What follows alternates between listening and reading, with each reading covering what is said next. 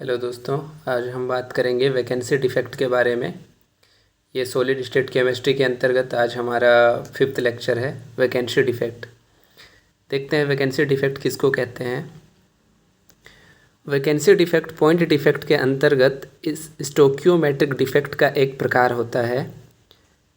जब किसी crystal solid में से कुछ एटम या मॉलिक्यूल्स लैटिस साइट से मिसिंग हो जाते हैं या वैकेंट हो जाते हैं, तो इस प्रकार के डिफेक्ट को वैकेंसी डिफेक्ट कहा जाता है। अर्थात यदि कोई क्रिस्टल जालक है, यदि उसमें से कुछ मॉलिक्यूल्स या कोई एटम मिसिंग हो जाता है, मतलब उसका स्थान रिक्त हो जाता है, मिसिंग हो जाता है, कहने का मतलब वो वैकेंट हो जाता है, तो इस प्रकार जो उस क्रिस्टल जालक में एक वैकेंसी क्रिएट हो जाती है, उसे ही वैकेंसी डिफेक्ट कहा जाता है। अगला पॉइंट है इसमें, यह डिफेक्ट नॉन आयनिक सॉलिड में पाए जाते हैं। इस प्रकार के जो डिफेक्ट पाए जाएंगे वैकेंसी डिफेक्ट, वो केवल और केवल नॉन आयनिक सॉलिड में पाए जाते हैं, आयनिक सॉलिड में नहीं पाए जाते हैं। और लैटिस साइट में से एटम या मॉलिक्यूल के मिसिंग होने से क्रिस्टल की डेंसिटी डिक्रीज़ हो जाती है। अब जाहिर सी बात है, यदि किसी क्रिस्टल जालक में से कोई एटम या मॉलिक्यूल मिसिंग हो जाता है या बाहर चला जाता है, तो उस क्रिस्टल जालक की डेंसिटी में कमी आ जाती है, उसका घनत्व कम हो जाता है।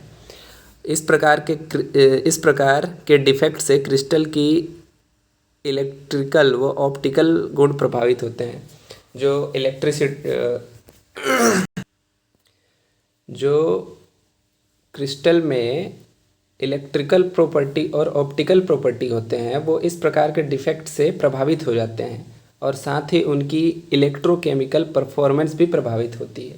यहाँ वैकेंसी डिफेक्ट का एक डायग्राम बनाया गया है, इसे देख सकते हैं। अब देखिए वैकेंसी डिफेक्ट को किस प्रकार से आप एग्ज़ाम में प्रदर्शित कर सकते हैं।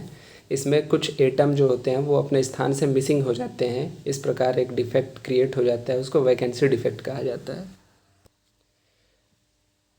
एमएससी केमिस्ट्री के सॉलिड स्टेट केमिस्ट्री में 3rd सेमेस्टर में आप इस आंसर को एज इट इज़ लिख सकते हैं। ये शॉर्ट क्वेश्चन के रूप में आता है 2 नंबर के क्वेश्चन में। इसमें काफ़ी डिटेल से मैंने बताया है, इसको आप एज इट इज़ अपने एग्ज़ाम में लिख सकते हैं।